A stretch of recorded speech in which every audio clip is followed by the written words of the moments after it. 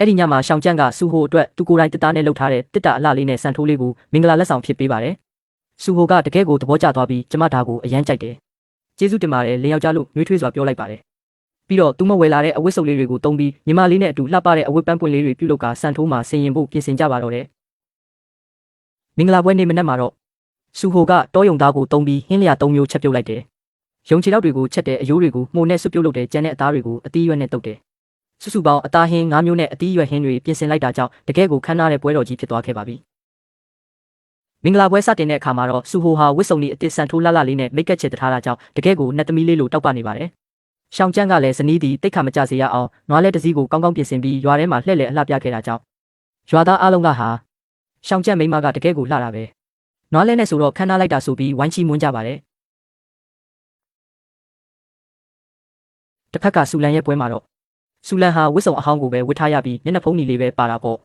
ရွာသားတွေကစူဟိုရဲ့အလှနဲ့နွားလဲကိုကြည့်ပြီးအုပ်အော်တောင်းတင်းဖြစ်နေတာကိုမြင်တော့ဆူလန်ဟာဒေါသထွက်ပြီးငါကမြို့တော်ကလာတဲ့သူပါဘာလို့ဒီလိုဆင်းရဲတဲ့ပုံစံနဲ့ထွက်ရတာလဲဆိုပြီးခြံဖုံးကိုရန်တွေ့ပါတော့တယ်ရွာသားတွေကလည်းဆူလန်ရဲ့မိတ်ကပ်ကထူလွန်းတယ်ရှောင်းမီသားစုရဲ့ချွေးမလောက်မလှဘူးဆိုပြီးနှိုင်းရှင်ဖြစ်တင်ကြပါတယ်မင်္ဂလာပွဲကိုစစ်တပ်ကအထက်လူကြီးတွေလည်းရောက်လာကြပါတယ်ခြံဖုံးရဲ့အိမ်ကဟင်းတွေကအရန်ဆုပ်ပြက်ပြီးအသားလည်းမပါတာမို့အရာရှိတွေအားလုံးကခြံဖုံးအိမ်ကနေထွက်ပြီးအမွှေးနံ့သားတွေထွက်နေတဲ့ရှောင်းကျန်းရဲ့အိမ်ကိုပဲစုပြုံရောက်ရှိလာကြပါတယ်။စူဟိုချက်ထားတဲ့ယုံသားဟင်းနဲ့စွပ်ပြုတ်ကိုစားပြီးအရာရှိကြီးတွေကကောင်းလိုက်တဲ့လက်ရာတောယုံသားကနူးညံ့နေတာပဲ။ရှောင်းကျန်းမင်းကတော့တကယ်ကိုကံကောင်းတဲ့မိန်းမကိုရထားတာပဲဆိုပြီးချီးမွမ်းဂုဏ်ပြုကြပါတယ်။တက်မှုကြီးကတော့လက်ဆောင်ပေးပါတယ်။ပွဲအပြီးမှာတော့ဆူလန်ဟာဒေါသတကြီးနဲ့အိမ်ထဲဝင်သွားပြီးရောက်ခမနဲ့ညီမလေးတွေကသူမကိုအိမ်လုပ်ငန်းတွေလုပ်ဖို့ခိုင်းတဲ့အခါငါကမျိုးတော်ကလာတဲ့သူအစီကံမလေးမဟုတ်ဘူးဆိုပြီးပြန်អော်တာကြောင့်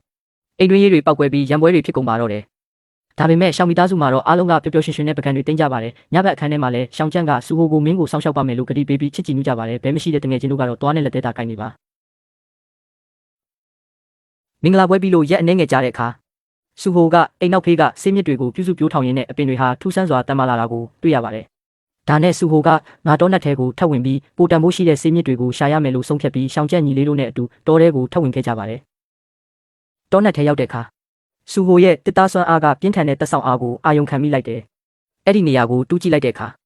အားလုံးအံ့ဩမြင်တက်သွားကြပါတယ်။ဒါဟာတာမန်ဆေးမြစ်မဟုတ်ပဲနှစ်ပေါင်း60 80တက်တန်းရှိတဲ့ဂျင်းစင်းမြစ်ကင်ဆန်အစစ်ကြီးဖြစ်နေလို့ပါပဲ။ရှောင်းကျန်းကဒါတကယ်ပဲဂျင်းစင်းမြစ်လား။မြစ်ပွားတွေမပျက်စီးအောင်ဖြည်းဖြည်းတူးဆိုပြီးကူညီတူးပေးပါတယ်။ဒါပေမဲ့ဂျင်းစင်းမြစ်ကိုတူးပြီးတာနဲ့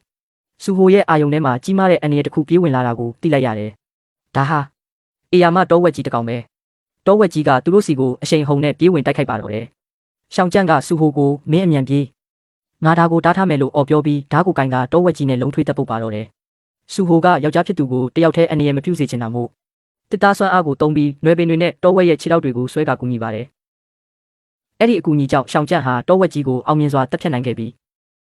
သူတို့ဟာအေယာမတောဝက်ကြီးကိုရွာထဲတည်လာတဲ့အခါ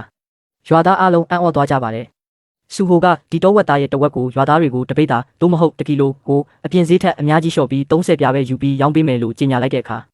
ရွာသားတွေအားလုံးဝမ်းသာအားရဝယ်ယူကြပြီးရှောင်းမီသားစုကိုကောင်းချီးပေးကြပါတယ်။ဆူလန်ကဒါကိုအဝေးကနေကြည့်ပြီးဘာဖြစ်လို့စူဟိုကတောထဲသွားတိုင်းကံကောင်းနေရတာလဲဆိုပြီးမနာလိုစိတ်နဲ့ရင်ဘတ်တွေဒိန်းတုံနေခဲ့ပြန်တယ်